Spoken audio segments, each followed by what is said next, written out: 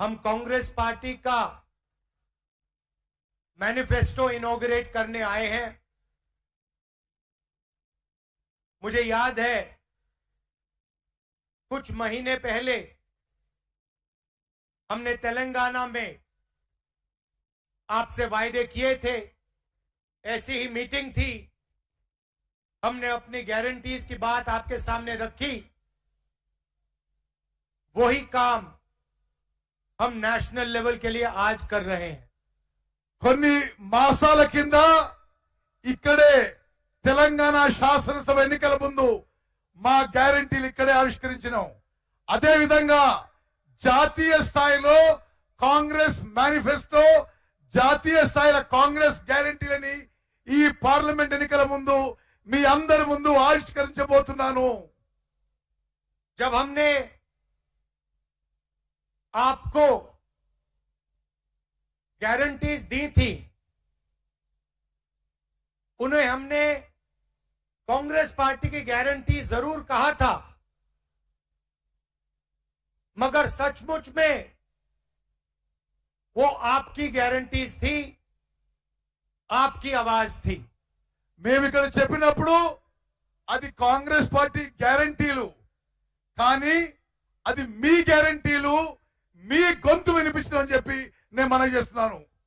जब हमने 500 रुपए सिलेंडर की बात की थी, 200 यूनिट मुफ्त बिजली की बात की थी, गृह लक्ष्मी की बात की थी, फ्री बस ट्रेवल की बात की थी, तो वो हमने आपकी आवाज सुनकर गारंटीज निकाली थी।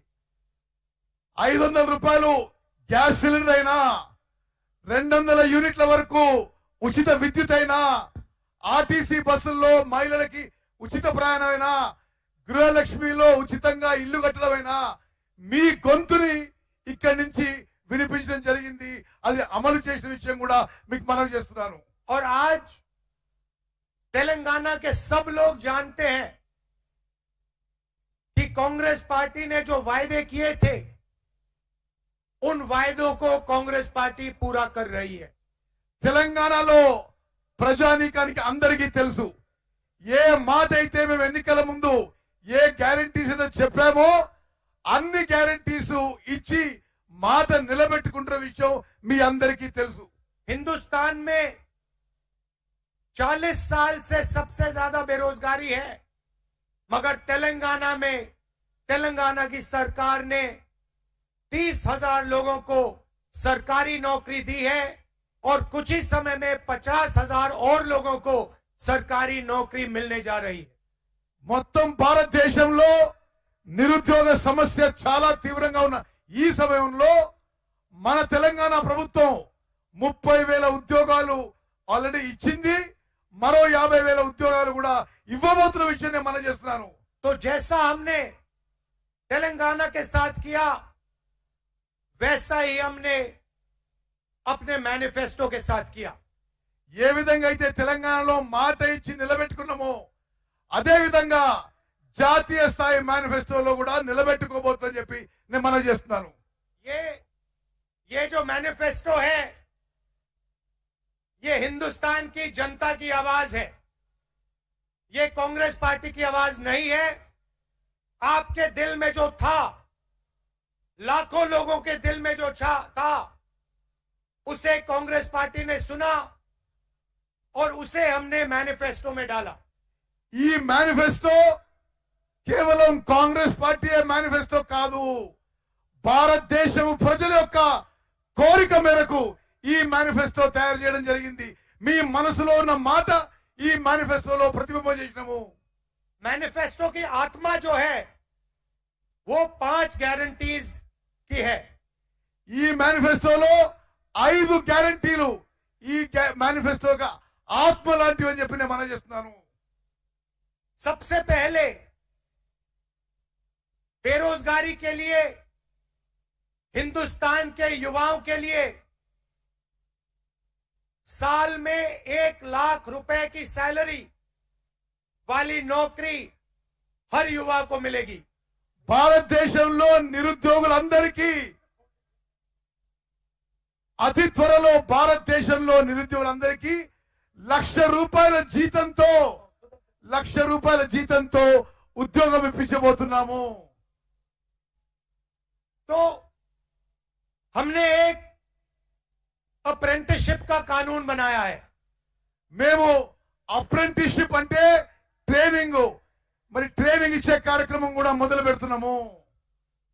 इसमें हिंदुस्तान के हर युवा को, जैसे हम मनरेगा में रोजगार की गारंटी देते हैं, वैसे हिंदुस्तान के हर युवा को 1 साल की अप्रेंटिसशिप की गारंटी मिलेगी. మన్రేగాలో ఏ విధంగా అయితే గ్రామీణ యువతకి ఉపాధి కల్పిస్తున్నామో, మొత్తం భారతదేశంలో యువతకి 1 సంవత్సరం పాటు అప్రెంటిస్షిప్ ట్రైనింగ్ ఇచ్చే గ్యారంటీ ఇవ్వబోతున్నాము.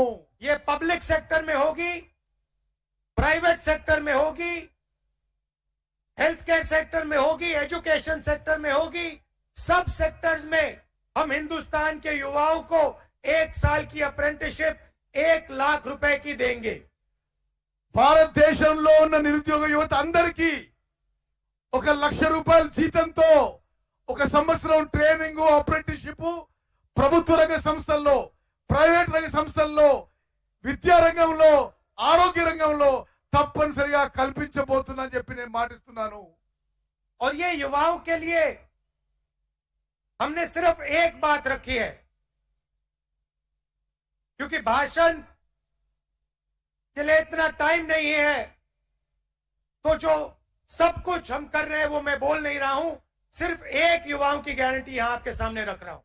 యువకులకి సంబంధించిన అన్ని విషయాలు ఇలా చెప్పదలుచుకోలేదు. ఒక్క విషయమే నేను పదే పదే మీకు మనవి చేస్తున్నాను. मगर अगर आप मैनिफेस्टो में देखेंगे तो युवाओं के लिए अनेक और वायदे हमारे मैनिफेस्टो में है. మీరు మా మేనిఫెస్టో చూస్తే యువకులకి ఇంకా ఎన్నో అంశాలు కూడా మేము హామీ ఇస్తున్న విషయం మీకు తెలియవస్తుంది. आप जानते हो कि हिंदुस्तान की महिलाएं हमारे भविष्य की देखभाल करती हैं.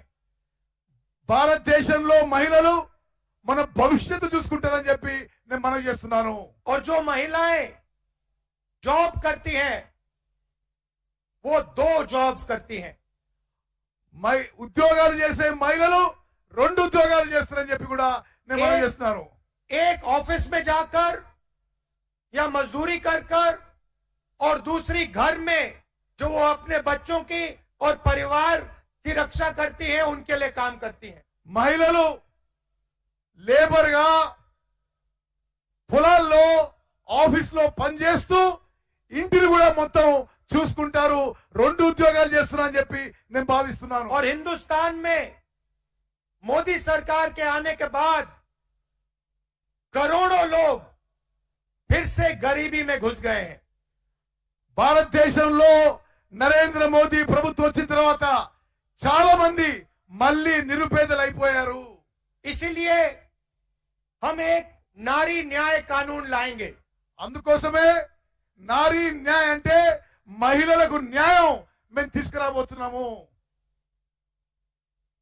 नारी न्याय हिंदुस्तान के हर गरीब परिवार की एक महिला के बैंक अकाउंट में साल में 1 लाख रुपए डालेगी. ఈ నారీ న్యాయలో మహిళలకి అన్య న్యాయంలో ప్రతి కుటుంబంలో ఒక మహిళకి సంవత్సరానికి 1 లక్ష రూపాయలు ఇవ్వబోతుందని చెప్పి నేను మనం చేస్తున్నాను. ये क्रांतिकारी कदम है. ఇది విప్లవాత్మక మార్పు తీసుకురావాల్సిన సమాజంలో చెప్పి నేను మనం చేస్తున్నాను. इससे पूरे देश का चेहरा बदल जाएगा. దేశం యొక్క ముఖ చిత్రం దీని ద్వారా మారబోతుందని చెప్పి నేను మనం చేస్తున్నాను. आप सोचिए, हिंदुस्तान के सबसे गरीब परिवारों को कम से कम 1 लाख रुपया सीधा बैंक अकाउंट में कांग्रेस पार्टी की सरकार देने जा रही है. ఆలోచన చేయండి. నిరుపేద కుటుంబాలకి రాబోయే కాంగ్రెస్ ప్రభుత్వం ప్రతి కుటుంబానికి ప్రతి సంవత్సరం 1 లక్ష రూపాయలు ఇవ్వబోతుందని చెప్పి నేను మనం చేస్తున్నాను. इसका मतलब हिंदुस्तान में कोई भी ऐसा परिवार नहीं होगा जिसकी आमदनी 1 लाख रुपए प्रति साल नहीं होगी.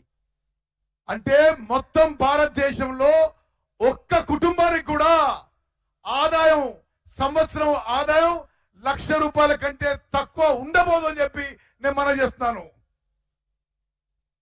तीसरा वायदा किसान न्याय, మూడో హామీ రైతులకి న్యాయం. आप जानते हो कि आज हिंदुस्तान में रोज हजारों किसान आत्महत्या करते हैं. మీకు తెలుసు భారతదేశంలో ప్రతిరోజు వేల మంది రైతులు ఆత్మహత్య చేసుకుంటున్నారు. इस देश में रोज 30 किसान आत्महत्या करते हैं. ఈ దేశంలో ప్రతిరోజు 30 మంది రైతులు ఆత్మహత్య చేసుకుంటున్నారు. नरेंद्र मोदी ने हिंदुस्तान के सबसे अमीर लोगों का